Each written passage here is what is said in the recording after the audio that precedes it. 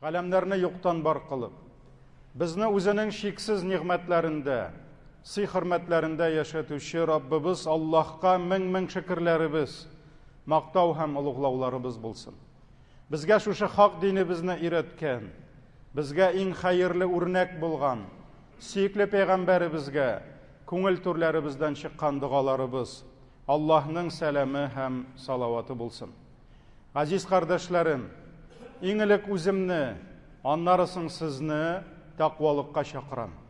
Аллаһның әмерләрен үтәгез, аның харамнарыннан тыелыгыз. Аллаһ Тәгалә Кур'ан-ы Кәримдә әйтте: "Я айюхаллазина аману тақуллаха хакка туқати, ва ла тамутунна илля ва антум муслимун." Эй иман китергән бәндәләр, Аллаһ Тәгаләгә тиешле дәрәҗәдә тақва булыгыз. Аның әмерләрен тиешенчә үтәп, харамнарыннан тиешенчә тыелыгыз. Һәм мөселман булмаган хәлдә Аллаһ хузурына кайтудан сакланыгыз. Әлхәмдүлилләһ, Раббыбыз безгә үзенең иң бөек китабын иңдерде һәм безне Коръан өммәте итте. Аллаһ Тәгалә безнең күзләребезгә Коръанның бөек аятларын күрү бәхетен, телләребезгә аның бөек хәрефләрен, сүзләрен әйтү нигъмәтен насип итте.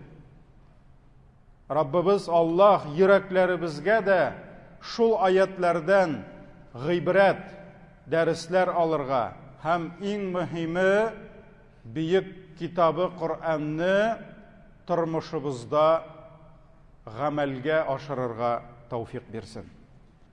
Аллаһның китабы Коръан үз эченә бөтен кешелек тарихын сыйдырды.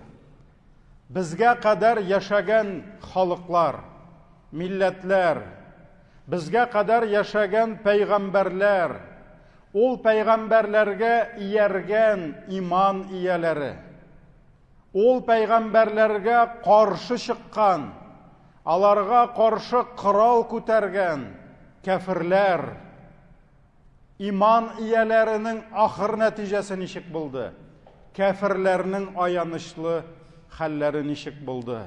Булар барысы да Коръанда бик зур урын алып тора. Бик күп аятларда Аллаһ безгә шушы тарихны сөйли. Ни өчен? Чөнки бу тарихта безгә зур файдалар бар.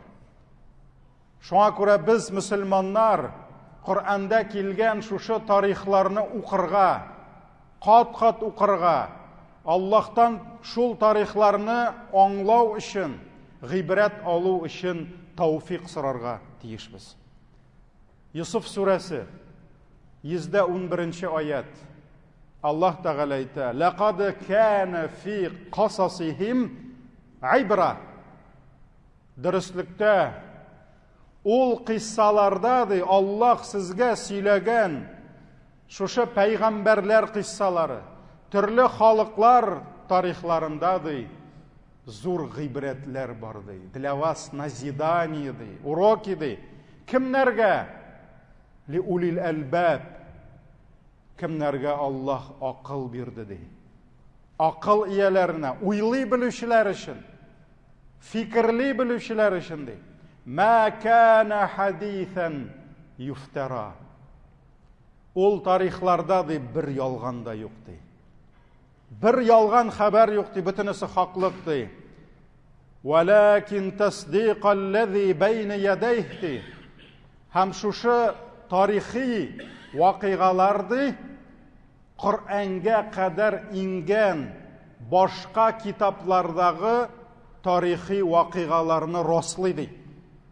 Күп кыссалар алар Инҗилдә дә булдылар, Евангелиедә, Тауратта да, Торда да булдылар, Забурда да булдылар. Һәм башка халыкларга да Аллаһ аларның пәйгамбәрләре аша бу вакыйгаларны сөйли иде ди. Ва тафсила кулли шәй. Һәм Аллаһ сөйләгән шушы кыссаларда ди бөтен нәрсәгә җавап бар ди. Аллаһ шушы кыссалар аша тормышта булган һәр бер хәлне безгә аңлатып бирә. Аңлатып бирә. Ва худа Туры юл дей шушы кыссаларда. Кирәкме сиңа туры юл? Алар шул кыссаларда. Ва рахматан лиқауми юъминун дей, һәм шушы кыссаларда иман әһелләре өчен Аллаһның рәхмәте килә ди. Менә шушы бер аятта гына без 5-6 гыйбрәт алабыз. Нинди гыйбрәт? Иң беренче, Коръәндә ниндидер кысса килә икән, бу иң яхшы кысса. Бу иң кирәкле кысса. Бу иң файдалы кысса. Әгәр дә ул кыссаны укып та син файда алмасаң, проблема Коръәндә түгел. Проблема синдә. Аллаһ әле сиңа тауфиq бирмәде бу кыссаның гыйбрәтен аңларга. Шуңа күрә Аллаһта түгел синдә гаеп. Беренчесе, һәрберсе файдалы. Файдасы булмаса, Аллаһ аны Коръәндә куймас иде. Икенчесе, бу тарихи вакыйгаларда бер ялган юк, 1 грамм ялган юк. Тарих ул шундый әйбер. Гадәттә аны кешеләр яза. Һәм кешеләр язалар үзләре күргәнне, үзләре аңлаганны, үзләренә якын булганны. Шуңа күрә тарихта кызганыч. Тарихчылар мине кичерә күрсеннәр. Алар миннән яхшырак беләләр. Анда ялган күп. Һәр патша акчасын түләпме, кылычын күтәреп терәпме, үз тарихын яздырткан. Һәм берсе дә үзен начар иттереп яздыртмаган. Менә бүген күрәбез. Украинада мәктәпләрдә бөтенләй тарихны яңадан үзгәртәләр. Бөтенләй Советский Союзда начар булып чыкты, тегесе дә начар, бусы да, бөтенесе начар. Пушкин да начар икән, яза белмәй. Тегесе дә начар икән, шуңа күрә тарих кем куша, кто платит, тот и заказывает. А монда бер ялган юк. Аллаһ Тәгалә әйтә, монда ялган юк. Икенчесе, Коръәндәге кыссалар, алар росладылар, подтвердили Инҗилдә, Забурда, Тауратта булган кыссаларны. Һәм бик күп китап әһелләре, христианнар булсынмы, яһүдләрме, исламны кабул иттеләр, Коръәндәге шул кыссаларны күреп, туктале, бу бит безнең китаптагы кысса, һәм монда ул кысса тагын да яхшырак әйтелгән. Хәтта секретный вакыйгалар булган тарихта. Аны насараларның яки яһүдләрнең зур галимнәре генә белгән, аны яшергәннәр. Коръәндә алары да бар. Һәм шуңа күрә бик күпләр шушы кыссалар аша иманга килгән. Алар раслап килгән. Дүртенчесе, ва тафсилан ликулли шәй. Аллаһ Тәгалә әйтә, бөтен җавапларны шушыннан табырсыз ди. Сорауың тудымы? Менә фәлән кыссада сиңа җавап. Нишләргә белмисеңме? Менә фәлән кыссада сиңа юл. Шуңа күрә һәр нәрсәгә җавап ди. 5-нчесе, 6-нчысы туры юл һәм Аллаһның рәхмәте ди. Туры юл һәм Аллаһның рәхмәте ди. Шуңа күрә Аллаһ Тәгалә былай гына җәмәгать, зыяга гына, зирәга гына Коръәндә күп урынны шушы кыссаларга бирмәгән. Һәрберсенең үз максаты, үз файдасы бар. Һәм җир өстенә кеше аягын баскан көннән башлап, бу дөньядан соңгы кеше киткәнчегә кадәр җир өстендә көрәш барачак. Ак белән кара, иман белән күфрлек, гаделлек белән зулымлык, мәрхәмәтлелек белән явызлык һәр вакыт көрәш алып барачак. Һәм җир өстендә һәр вакыт хаклыкка чакыручылар булачак. Һәм җир өстендә һәр вакыт хаклыкка каршы көрәшүчеләр булачак. Ни өчен Коръәндә иң еш искә алына торган кысса Муса белән Фиргавун? Чөнки тарихта иң еш кабатлана торган кысса Муса белән Фиргавуннар кыссасы. Киләчәк Фиргавуннар һәм аларга каршы киләчәк Мусалар. Кем Фиргавун, кем Муса, ансын инде һәркем үзе хәл итә. Һәм без Коръәндәге шушы тарихларны укып, һәр вакыт үзебезгә, йөрәкләребезгә көч алырга тиешбез. Көч алырга тиешбез. Кай вакыт тормышта башыңа сынау килеп төшә. Ә бит бу җәмәгать дөнья җәннәт түгел. Сынау өчен яратылган дөнья сынаусыз була алмый, аңлагыз шул әйберне. Бу дөньядан җәннәт эзләргә кирәкми. Бу дөньядагы сынауларны үтеп җәннәткә барырга кирәк. Шуңа күрә кай вакыт тормышта башыңа сынау килеп төшә, нишләргә белмисең, югалып каласың. Әмма Коръәндәге шушы кыйссалар тизрәк, скорый помощь кебек безгә ярдәмгә ашыгалар. Әгәр дә мөселман шушы Коръәндәге тарихи вакыйгалар белән коралланса, вооружаться итсә, тормышта нинди генә авырлык килмәсен, ул шушы монда кылыч, монда сөңге, монда автомат, монда дрон, монда башкасы, шулар кебек аның бөтен арсенал булачак. Шушы сынауларга каршы торырга. Әйе, җәмәгать, сиңа авыр хәзер, сынау килде. Канатларың талпына алмый, арган, талган, аякларың менә хәлсезләнеп йыгылыр кебек. Әмма ләкин бел, сиңа кадәр яшәгән иман әһелләренә нинди сынаулар килгән икән? Нинди сынаулар килгән икән? Аларга да бит җиңел булмаган. Әмма ләкин төн караңгыланган сайын таң якыная. Әйе, җәмәгать, таң якыная, авырлыктан соң барыбер җиңеллек килә. Урысларда шундый әйтем бар: брат, не ты первый, не ты последний.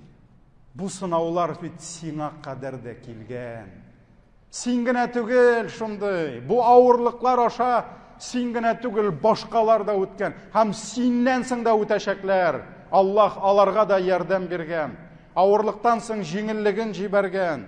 Менә шуңа күрә пәйгамбәребезгә дә авыр булганда, сөекле пәйгамбәребез нишләргә белмәгәндә, Аллаһы Тәгалә шушы аңа кадәр килгән пәйгамбәрләргә төшкән сынауларны сөйләп, ничек шул пәйгамбәрләр сынауларны үтеп җиңгәннәр, шуларны сөйләп, сөекле пәйгамбәребезнең яраларын төзәтә торган булган. Худ сүрәсе 120 аят. Аллаһ Тәгалә әйтә: "Ва куллан нақуссу алейка мин анбаир русул". Без сиңа ди элек яшәгән пәйгамбәрләрне сөйлибез ди. Коръәндә Аллаһ Тәгалә бик күп аятлар индерә пәйгамбәрләр, ничек алар авырлыклар үткәннәр. Сөйлибез ди. Ни өчен? Ма нусаббиту бихи фуадак. Шул кыссалар белән синең йөрәгеңне ныгытырга ди. Син арган вакытта туктале, Муса да бит күпме сынау үткән. Туктале, Ибраһимның башына күпме хәсрәт төшкән. Шуңа күрә ул җиңгән бит, мин дә җиңәм дип, Аллаһның ярдәменә таянып барсын өчен Аллаһ нәрсә ди? Синең йөрәгеңне ди, ныгытабыз шул кыссалар белән ди. Шуңа күрә сөекле пәйгамбәребез еш искә алган ул пәйгамбәрләрне. Хунейн сугышыннан соң мөселманнарга ганимәт, трофей маллары төшкәч, сөекле пәйгамбәребез хикмәт белән, Аллаһтан килгән хикмәт белән бүлә, с мудростью. Кемдер моның белән килешми. Һәм нәрсә ди? Мөхәммәд гадил түгел ди. Ул ганимәт малын гадил итеп бүлмәде ди. Бу сүзләрне пәйгамбәребезгә ирештерәләр. Беләсезме ничек авыр ул? Ничек авыр ул? Сиңа пычак белән үз кешеләрен килеп кадагач. Пәйгамбәребез шунда әйтә: Аллаһның рәхмәте яусын Муса кардәшемә ди. Пусть Аллах смилостивится над моим братом Муса ди. Он не только такое слышал ди. Он еще больше слышал, но терпел ди. Карагыз, авыр аңа. Килделәр дә әйттеләр: Мөхәммәд, син залим диделәр. Кем гадил булала җир өстендә, әгәр дә пәйгамбәребез Мөхәммәд залим булса? Бик авыр булды, ләкин нәрсә диде? Мусага бит мондый сүзләр генә әйтмәделәр ди. Ул сабыр итте. Мин дә сабыр итәм диде. Менә шуңа күрә Аллаһ Тәгалә шушы хәлләр белән бүген дә безгә ярдәм итә. Һәрберсендә гыйбрәт бар. Адәм кыссасы. Адәмнең уллары, алар арасында килеп чыккан шул фитнә, низак. Әйе, атабыз Адәм җәннәттән киткәндә үк безгә зур дәресләр калдырды. Зур дәресләр, бүген без аларны укыйбыз, шулардан гыйбрәт алабыз. Җәннәтне кулымнан ычкындырмыйм дип җимешне ашады. Һәм Аллаһ җәннәтне тартып алды. Ни өчен? Чөнки Аллаһның шиген бозып, ниғмәтне калдырып булмый. Бүген кешеләр харам сәүдә итәләр. Харам кредитлар алалар. Үзләре намаз укыйлар. Аллаһтан курык дигәч, минем бит бизнесым бетәчәк, минем бит зарплатам бетәчәк. Шайтан да Адәмгә әйтте: җимешне ашасаң, Жәннат сенікі болашақ дейді. Кетмейшек дейді. Ашады да жәннаттан Аллах қуып шығарды. Көпмі тәубе етті, көпмі елады. Аллах тәубесін қабыл етіп, сынауына өтті, яңадан қайтасың дейді. Бұл қиссада бізге зор ғибрет бар. Олары дүния үшін туған-туғанға қолын көтерді, құрал көтерді. Ең бірінші жер үстінде братоубийство. Нәрсе үшін дүнияны бөле алмайшы келіп шықты. Бүгін неше еллар бірге қардаш болған. Бір анадан, бір атадан туған братлар бүгін дұшманға айленелер, дүния бөле алмайшы. Міне бұл қиссаларда бізге зор ғибрет бар. Бірінші қанны алар құйды. Бірінші өрнекні алар көрсетті, яман өрнекні. Мұса біле Фирғауын, аның турында айтты. Ең еш қисса. Не үшін ең еш? Чөнки дүния біткенше Мұсалар, Фирғауыннар бұл дүнияға келіп тұрашақ. Юсуф алейхиссалам қиссасы. Аллах Тағала башта сынады, еш, сау сәлемет шибәр егітні Хужаның хатыны білен. Ол сынауны өтті. Аннан үш алып, аны түрмеге яптырды. Сайлады. Азғынлыққа бараммы, әлі түрмегемі? Нәрсе дейді? Раббым, қашыр мені дейді. Яшыр мені дейді. Кірт дейді. Түрмеге отырды мені дейді. Түрмеге отырды. 10 ел түрмеде отырды. Ләкин Аллах Тағала шушы Юсуф алейхиссаламны 3 кіші алдылар бұлдылар камерада. Шулар білен қалдырып, зур ішке әзірледі. Шушы зур сынаудан шығып, ол патша болды. Аллах аңа дәрәже берді. Бір туған братлары, мына қой вақыт келелер, Хазрат, меня вот самый близкий друг предал, он предатель, хиянат етті дейді. Юсуф алейхиссаламны бүтін братлары предали. Бүтінісі ташладылар қиыға, әтилерін предали, әнилерін предали. Аллах Тағала, әгер де қиыға түшірмеген болса, Юсуф алейхиссалам патша болмас еді. Шуңа көрі Аллах Тағала шит кішілерінің юреклеріне салып, аны құтқарды шит кішілер қолы білен. Өз туғанларынан көрген зиянны. Шуңа көрі бізге мұнда зор қисса, зор ғибрет. Юнус алейхиссалам сабыр ете алмады. Сабыр ете алмады, қошмақшы болды. Йоқ, аны енді Аллахның киті күтіп тұрайды. Ләкин не үшін Аллах аны япты кит ішіне? Түрме түгел, еще хуже. Кит ішіне япты, изоляторға япып қойды, одиночкаға. Страшный. Не үшін? Аллах Тағала аны тағында зор хотадан сақлады. Әгер де Аллах аны кит ішіне япмаса, ол зоррақ хоталар қылыр еді. Йоқ, Аллах Тағала аны ябыттырды. Аңа яқшығына дәріс берді.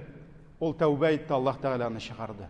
Шуңа көрі тұрмышта қай вақыт Аллах біздің қолыбызда болған зор нигъмәтләрне ала. Һәм ул аны ала біздің ғазаплар үшін түгел. Қай вақыт ала бізді нәрседендір сақлар үшін. Бізді нәрседендір яшырыр үшін. Юнусның изоляторы, ғадетте изоляторға ябалар, жинаятшы аның зияны башқаларға тимәсін үшін. Мұнда башқаларының зияны Юнусқа тимәсін үшін ябып қойды. Шуңа көрі һәр нәрседе ғибрет бар. Һәр нәрседе. Һәр пайғамбарның мисалында бізге зор дәрістер ята. Кімдір айта, Хазрат дей, башым ширден шықмайды. Бір бақытым жоқ дей, Аллах ярдәм берсін. Пайғамбарыбыз бір қошанда шир сұрамады, сәлеметлік сұрады. Ярамый шир сұрарға. Сәлеметлік болсын Аллах ауруларға. Ләкин Әйюб алейхиссаламны оқы. Тарихта бармы тағын шундай кіші Әйюб кібік ширлеген? Әйюб кібік ауыртуға түзген бармы кіші? Әйюб Аллахның яратқан пайғамбар еді. Шуңа көрі аны еске ал. Сүлейман патша нинди сынаулар аша өтті. Кімдір айта, Сары Соломон ул бит бай болған, нинди байлық білән Аллах аны сынады. Байлық хайыршылықтан ауыррақ сынау. Хайыршылыққа түзіп бұла, рахатқа түзіп болмайдылар. Ол дұрыс сөз. Шуңа көрі Сүлейман алейхиссаламны білесіз нешеге Аллах сынады. Ол дүнияда ең күшлі патша еді. Аның кібік ғаскер бір қошанда болмады, һәм бір қошанда болмайшақ. Бұл нинди искушение. Бұл нинди зор сынау. Әбет ол сынауын өтті. Бір жетекші мен айты, Хазрат, минбәргә менәсең дә дөньяга кызыкма дип вагаз сөйлисең безгә ди. Үзе җомгада мине тыңлый. Син бит Хазрат дөньяны күрмәгән ди. Дөньяның рәхәтен син мин аны күрдем ди. Мин акчаның нәрсә икәнен күрдем ди. Сиңа җиңел аны әйтергә ди. Миңа бик авыр ди. Бу бик дөрес сүзләр. Мин бит ул чиновникның, ул җитәкченең, ул патшаның теріс астында болмадым, мен аны аңламайм. Аңа ол ауыр. Аның қоршында дүния тұра, һәм аңа бик ауыр мындан құтылырға. Һәм шуңа күрә Мәлик ибн Динар болған, аны әйтә торган булганнар, вот бу зәһид дип, дөньяга кызыкмый, аскет дип әйтә торган булганнар. Ул әйткән, мин ничек дөньяга кызыгым, минем дөньям юк бит дигән. Менә Гомар ибн Габдул-Газиз ди, ул зәһид ди. Аллаһ аның каршына дөньяны тезләндерде ди, авылыннан баш тартты ди. Шуңа күрә ачның хәлен тук белмәгән кебек, тукның хәлен дә аш белми. Аллаһ Тәгалә үзе сабырлык бирсен. Ләкин Сөләйманда да безгә зур гыйбрәт бар. Шуңа күрә бүген сүгәбез Трампны, башкасын сүгәбез. Синең кулыңда андый власть булса, может, син аннан да хуже булыр идең. Без бит белмибез. Шуңа күрә ул власть это искушение. Кемнеңдер баласы юк. Мин аларга әйтәм, Ибраһим турында укыгыз. Ибраһим 70 тулды, баласы юк. 80 тулды, баласы юк. Ничә яшендә Аллаһ Тәгалә беренче баласын бирде. Күпме тәһаҗүдләр, күпме елап-елап сорап дугалар Аллаһ Тәгалә картаймыш көндә бирде. Закария ышанмады. Фәрештә килеп әйтә, син әти булачаксың диде. Каян әти булыйм мин ди? Хатыным авырый ди, чирле ди, балага узалмый, минем шешим, сакалым агарып бетте, миннән бабайдан нинди бала инде ди. Юк ди, кадалика кала раббук ди. Юк, моны бит Раббың әйтте ди, син түгел ди. Шуңа күрә нәрсә? Укы Ибраһим Закария турында. Шуларның дугасын тап. Ничек Закария бала сорады Аллаһтан, син дә шуның белән сора. Аллаһ сиңа да бирер иншалла. Кемдер әти әнисе белән сынала. Хәзрәт, менә әтием аракы эчә, айнымый ди, әнием ди, имансызлыкта ди. Ибраһим әтисе белән ничек сабыр итте. Пәйгамбәребез Абу Талибны ничек Аллаһ юлына өндәде. Хәтта үлгәндә дә кырына утырып, әйт шәһадәт кәлимәсен генә диде. Менә безгә зур гыйбрәтләр. Пәйгамбәр дә күрде улай бер, Ибраһим да күрде. Кемдер баласы тәүфиксызлыкта булганга кайгыра. Менә балам фәлән, менә балам тигән. Нух пәйгамбәр ничә еллар кулына балта тотып көймә ясады. Зур көймә ясады. Ул көймәдә хайваннарга урын табылды, аның улына урын табылмады. Улы күферлеккә китте. Менә сынау. Нинди зур сынау, Раббым, ул бит минем балам диде. Елап әйтте, балам минем диде. Аллаһ Тәгалә әйтте, ул күферлекне сайлады диде. Шуңа күрә Нух турында укы, аның улы турында укы. Менә сиңа зур гыйбрәт булыр. Шуңа күрә җәмәгать мондый мисаллар китерү өчен бер түгел 10 хутбада җитми, ләкин без аңлыйк шуны, кулыбызда безнең шушындый корал бар. Шушындый көч чыганагы бар. Шуны була турып та без бүген бераз гына үстебезгә, бераз гына авырлык килеп төшә икән, тотынабыз уфтанырга, тотынабыз зарланырга. Нигә Аллаһ мине яратмый икән? Нигә Аллаһ мине шулай сыный икән? Тагын нәрсәләр калдым икән инде? Кичкенә бала егылып елаган кебек тотынабыз шундук еларга. Бераз гына ризыкларыбыз кимеп китсә, Раббым мине никләр шул кадәр сыный икән инде дибез, субханалла. Аллаһның иң яраткан мәхлугы кем? Сөйекле пәйгамбәребез. Кай вакыт пәйгамбәребез ул бит киң җилкәле булган. Ул дошманга бер генә суккан, ике сукмаган. Чөнки бер суккач тегесе егылган. Менә шундый матур, көчле пәйгамбәребез кай вакыт менә шулай бөкрәеп йөргән. Ни өчен? Ачлыктан. Аның ашарына булмаган. Бүген бизнесмен 13-нче кибетендә выручка кимәгәч или прокурорский проверка килгәч әйтә, за что меня Аллаһ наказывает? Аллаһ наказывает тебя менә шушы аңламавың белән. Ул проверка белән түгел. Аллаһның илчесе бөкрәеп йөргән ачлыктан. Туйганчы ипи ашый алмаган. Син бүген нинди проблемаң, ризыгың юкмы? Менә шуңа күрә җәмәгать һәрберсендә безгә сынау, һәрберсендә кемдер әйтә, менә ди баламны алып киттеләр больницага ди. Ничек булыр инде ди? Әйтәм, Аллаһ ярдәм бирсен. Әйдә кил мәчеткә, әйдә дуга кылабыз, әйдә намаздан соң дуга кылабыз. Аллаһтан шифа сорыйбыз. Хәзрәт, бит инде гынахларым да күп түгел инде ди. Нишләп Аллаһ Тәгалә мине шулай әйтә микән ди? Әйтәм, Аллаһның илчесе 6 баласын жерләде. Үз қолы белән. Кайберләре ширләп тә тормады. Ул төннәрен елады шул балаларын сагынып. Аллаһ аны за что наказывал? Аллаһ Тәгаләнең иң изге пәйгамбәре яраткан Хадишасын жерләде үз қолы белән. Аны Аллаһ за что наказывал? Шуңа күрә Аллаһның бу сынау дөньясы сынаусыз булмый. Ләкин җәмәгать кызганыч, бүген без көчне эзлибез башкадан. Семьяда ир белән хатын талаша да, хатын чава психологларга, әле иретүлидер әле акчасында. Тегесе әйтә, у тебя личные границы, ты достойна большего. Аллаһның китабына кайтмыйлар, галимгә бармыйлар, баралар психологларга, башкалар. Менә Аллаһ Тәгалә әйтә, وقال الرسول Фуркан сүрәсе 30-нчы аят. Бик куркыныч аят бу. Бу бик куркыныч аят. Шуның белән сүземне тамамлый. وقال الرسول Пәйгамбәрегез миңа әйтте ди, Аллаһ Тәгалә әйтә. Пророк мне сказал ди: "Я Рабб, о мой Господь, инна кауми иттахаду хада аль-Кур'ана махджура."